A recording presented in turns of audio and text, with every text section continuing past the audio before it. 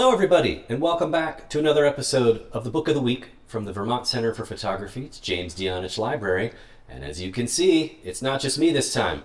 I'm here with a very special guest, Bob George. Bob's going to be talking about his book, Harmony Rats, part of the zine collection here at the VCP Library.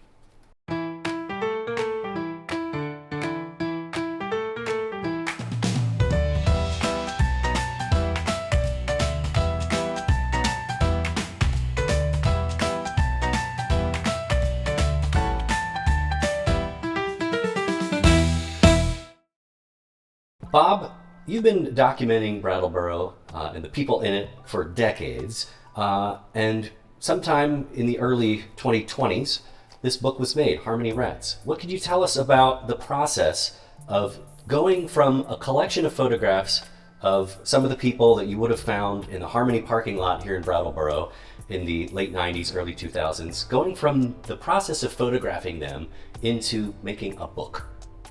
Well, John Willis and Bill Ledger formed the Insight Photography Project back in the 90s, and I was still learning a lot about photography, and I started hanging out there, and I got to know the instructors, and I photographed some of the students, and it turns out that a lot of the students hung out in the Harmony lot. They would congregate there. So I started photographing them, and one of them was my niece, and because she knew me and she could tell the others that I was her uncle, they didn't seem to be bothered by me photographing them. So I went on doing that, and she went on to a photographic education and became interested in printing and produced this little book for me about her friends and herself in the Harmony parking lot. Do you feel like this is a collaboration between the two of you? Yes, it is. So talk about some of the things that you saw at that time. As we've been talking about the book, and something that I've noticed is that there's a great amount of actual physical touch between a lot of the participants in this community, right? People holding hands, people doing each other's hair, people hugging, embracing. Is that an aspect of those relationships that you saw that you wanted to be a part of the documentation? Yes, it really hit me the way they were grouping together and often touching a lot and being intimate with each other. This is also an era, right? Late 90s, early 2000s. We've talked a little bit about how we sort of are at a point in time just before the arrival of social networks, smartphones, things like this, right? This is certainly one of those unique documents where you look back at youth culture. Not a single phone in sight, right? Everybody's sort of there with a book or a friend or a dog or a skateboard. Talk a little bit about that feeling that, you know, at the time you may not have realized was maybe going away. Do you look back at that and think, wow, the world sure is a different place now?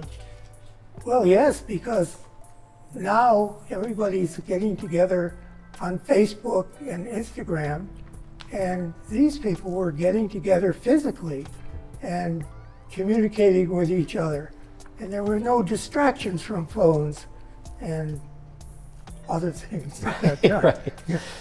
One of the other things too, right, thinking about how young people sort of present themselves to the world, right? We think about, right, our Facebook or our Instagram account as sort of this extension of ourself. But in this era, something that you and I were noting was just the way people were dressed and some of the, you know, fashions of the time.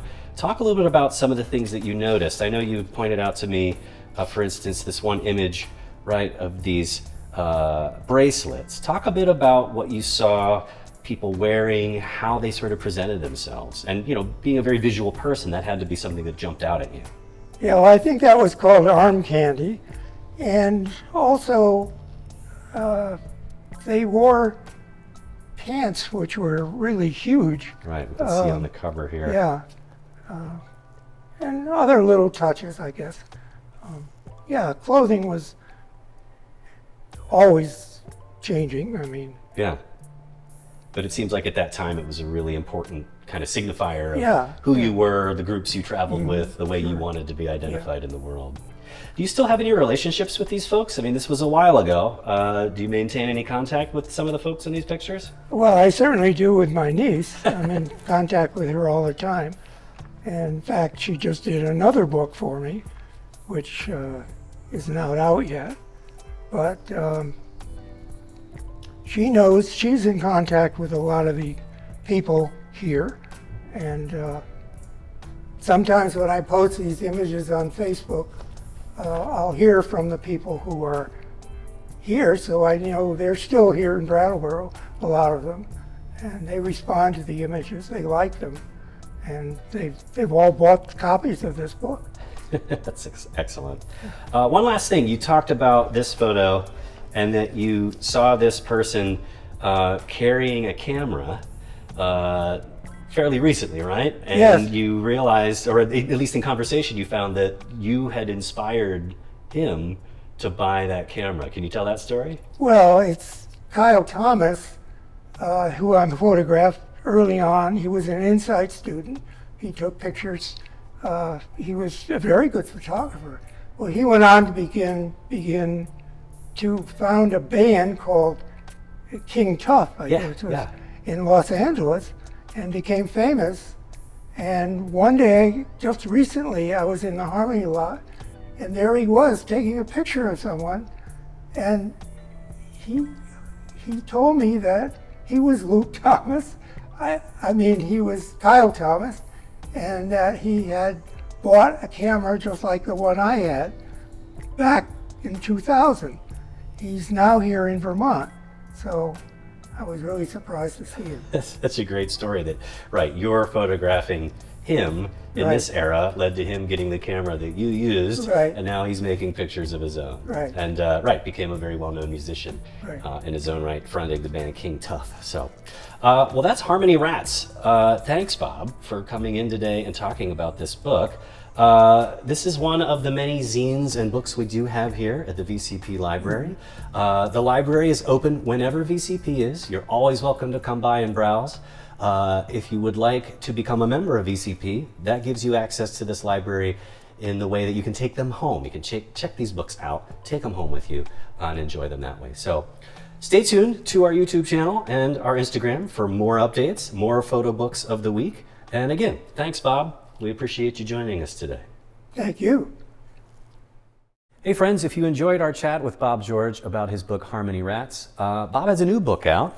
It's Graveyard Flora. Even though Halloween was a week ago, we're still feeling pretty spooky here at VCP because of this wonderful new book where Bob takes a look at some graveyards. We've got gravestones, we've got beautiful trees, we've got the age, so kind of spooky but also pretty contemplative. A beautiful little book from Bob George, also featuring words by S.A. Davidson, and you can grab a copy at Pine Island Press. And that's Bob George's new book, Graveyard Flora. Check it out. It's very hard to talk about this because I didn't know what the hell I was